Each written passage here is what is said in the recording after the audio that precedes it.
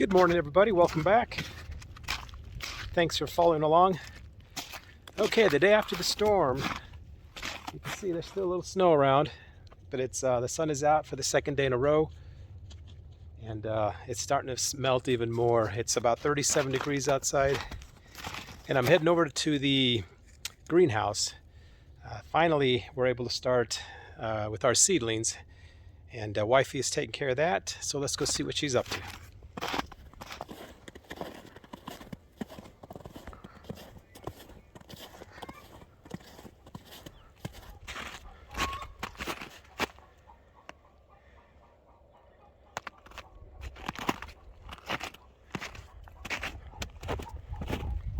Good morning, everybody. It is, the first week of March.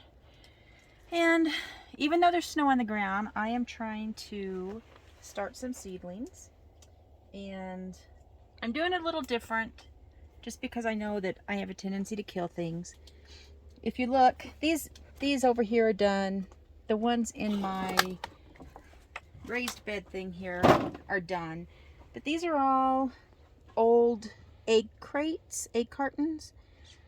And my thought process on this is that by the time I go to transplant these either to a bigger container or to the ground, they will have started to disintegrate a little bit, but they're still going to hold their shape, and maybe the roots will be coming through, but I can just take the whole thing, or I can tear them apart because they'll be wet with moisture, and plant them as is, so I'm not traumatizing the roots as much, because that's one of the things that I feel like I always do to my plants that kills them. So all biodegradable. It's the same thing that basically these are, which is what you buy at the store, way more than I can get for this old used up carton of eggs. They just disintegrate. They're composting, they're mulching the plants. So this part is done. I'm going to cover this whole thing up, even though we're in the greenhouse, unsure of the temperatures, because Mother Nature apparently this year really doesn't know what she's doing. Going to cover this with plastic in the greenhouse. What do we have in here? These are all, this is my cheat sheet. I've got these little things here, but I need a better visual in my mind. So I have beans, pumpkins, squash, green beans. Then down here, these are all separated. I've got cantaloupe, pickle, cucumbers, strawberries. I'm going to try some grapes this year to put along the fence line outside, which is these containers here, so I can keep them in here a little longer. Snap peas.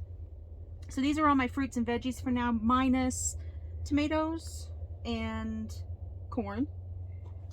Then over here, these are all things that I'm going to be planting for the fruit trees and building a tree guild. So, and these seeds are like minuscule. I've never seen anything in my life. These are big, so that's not a good example. Some of these are so tiny. I needed glasses and a tweezer to get them. But I've got chicory and mint and lavender, plantains. I'm getting ready to finish growing some other stuff in here because I haven't done this part yet. But these will all go around the base of our fruit trees this year. The idea is that each one of these is either a pollinator, a cut and drop, which is you trim them down, you leave it on the ground, and it helps compost into the soil. The mint, the lavender, those kinds of things, they either attract the bugs or they will detract the bugs depending on what you're planting and where you're planting it. And it's supposed to help the root system of the fruit tree itself get all of its nutrients and things that it needs. So, and I'm doing the same thing with the cartons over here. Hopefully I'll get something that grows. That's my plan. Last year we got really good squash, really good zucchinis. So I'm going for it this year. And whatever we get, we get. I do still have, it's one of the few things I know will grow here right now. This is lettuce. It's the last two popping out of the soil, so we'll let that keep doing whatever it's doing. But hopefully in 2 weeks, we'll bring you back out and I'll have at least something green sprouting up underneath all of this nonsense. Explain what's in the soil, what you use to mix the soil. Oh, well, yeah, I made my own. So if you come back here, and you say this better than I do, this is a cocoa coir block, and it was twice this size, so I cut it in half, beat it in half really, because it's really strong. And all you do is soak it with water. I used about 1.5 gallons of water, and then I took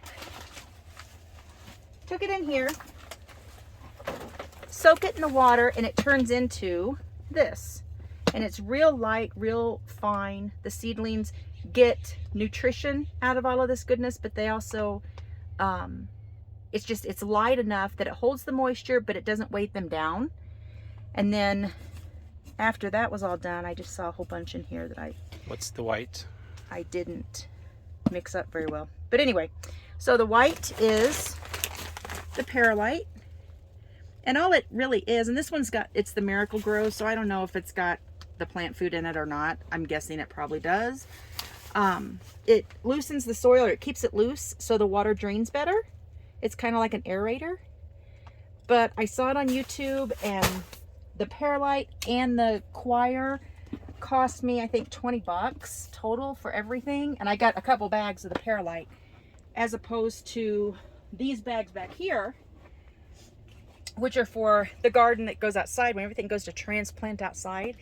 And you know, these are 10, 12 bucks a pop, and you need a lot. So hopefully we'll see how this does too. I've never done it before, but that's the plan. I've still got some crimson, and what is this one? Chicory, a couple other things to plant, dandelion, all in here for the tree guild. And then we water, do a little blessing over it, and hope for the best.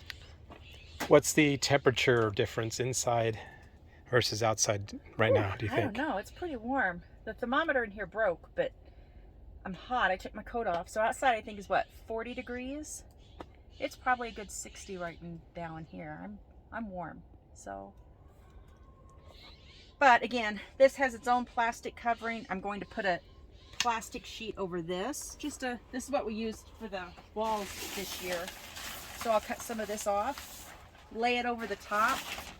It gives it moisture as well as keeps that initial heat right in the black container, so the soil will stay warm enough. Most of these things the soil needs to be between, what I think, 50 and 60 degrees for it to really, really stay healthy and germinate. I might be wrong on those numbers, but it needs to be warmer than what it is outside. But I think that's what they were. So we'll see. We'll see you in 12 to 14 days to see if something's growing. You can see that. And that's a big one. Those are my dandelions. Stay tuned for the progress report.